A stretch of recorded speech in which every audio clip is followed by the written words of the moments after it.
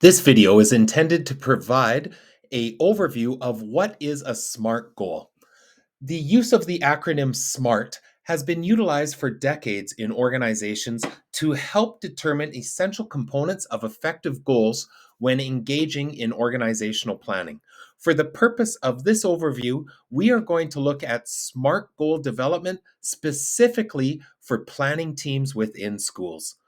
So, when we think of the acronym SMART, it's important to understand that there are different variations depending on different approaches or literature that is associated with the development of SMART goals.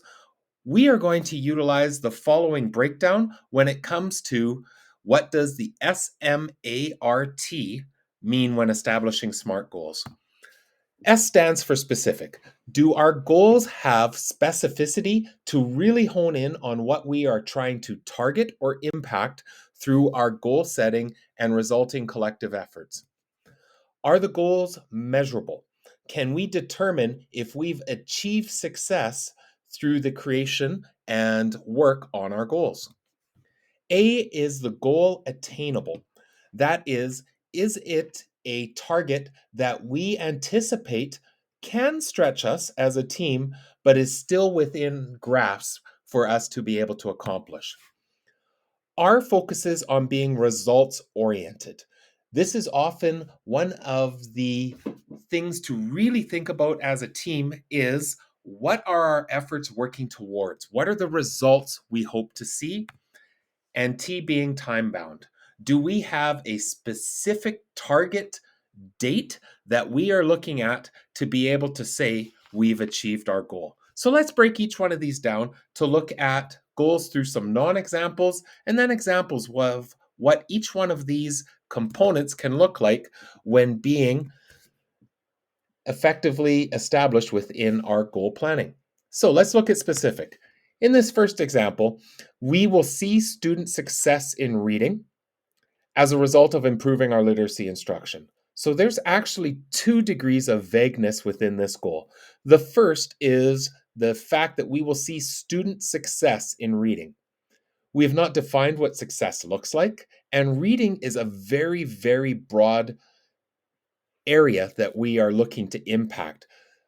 Also lacking specificity is in what we're doing as a team. Saying that we are going to improve our literacy instruction is again quite open, quite vague. It doesn't really point to how or what specific area of our literacy instruction are we looking at.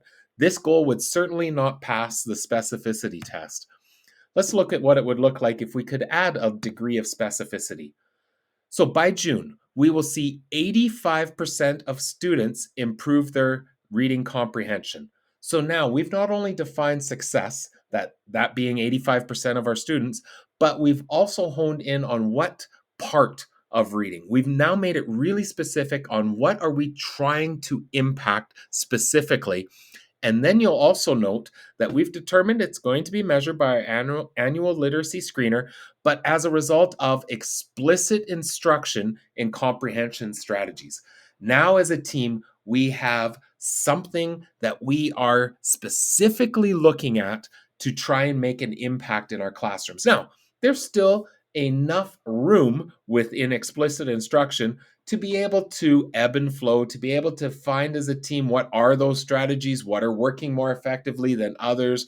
Have we tried some in our room? What are we seeing as results? There's still a lot of broadness to be able to operate within, but it is still honed in with a specific area of focus that we are trying to attend to as a team.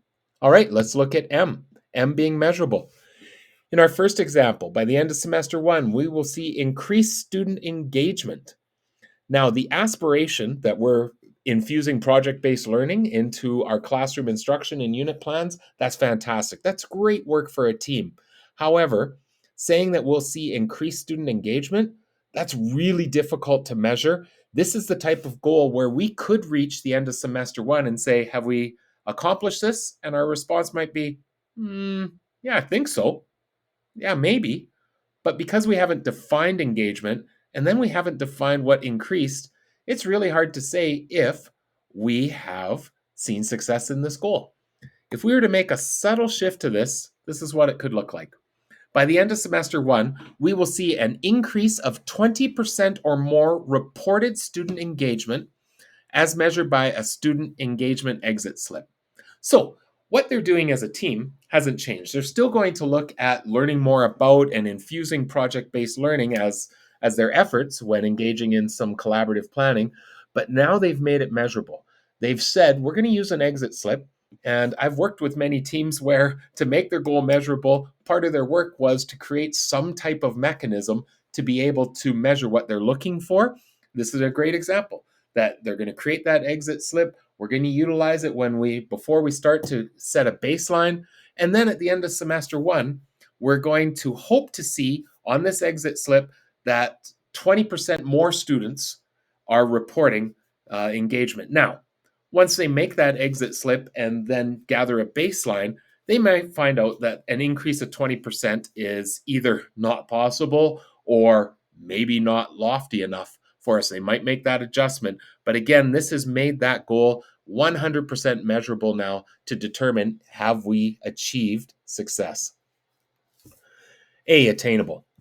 Let's look at this example. We will see every student demonstrate mastery of number operations.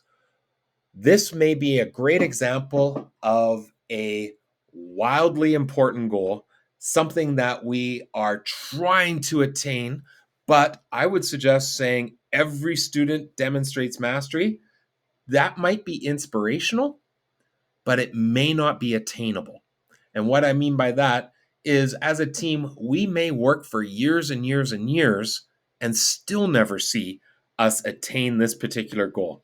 What if instead we could say that by the end of the year, we'll see a 20% increase in the number of students achieving benchmark in number operations as a result of what we're doing as a team? As you can see, that has been specified within the goal.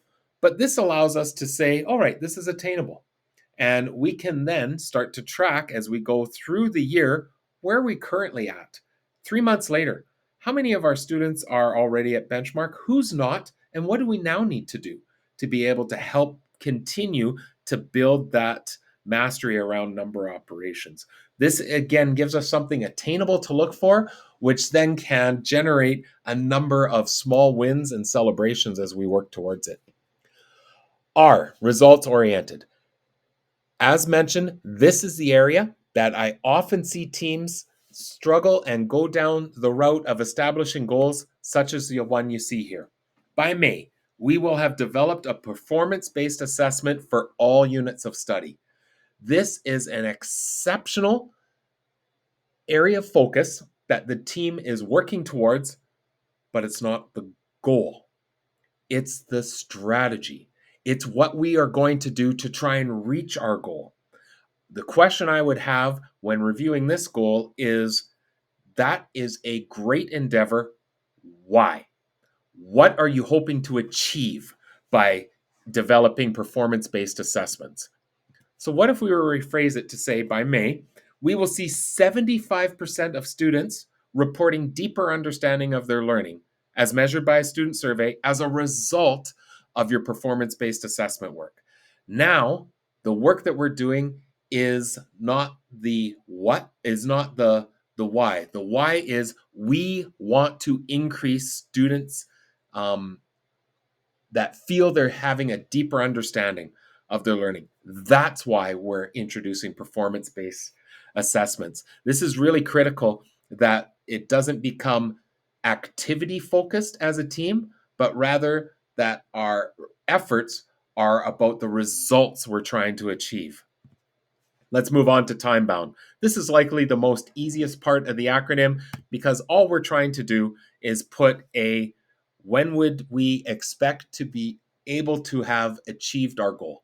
What is the target that we're aiming for? So again, the goal that you see there, great goal that we're working towards with one small shift.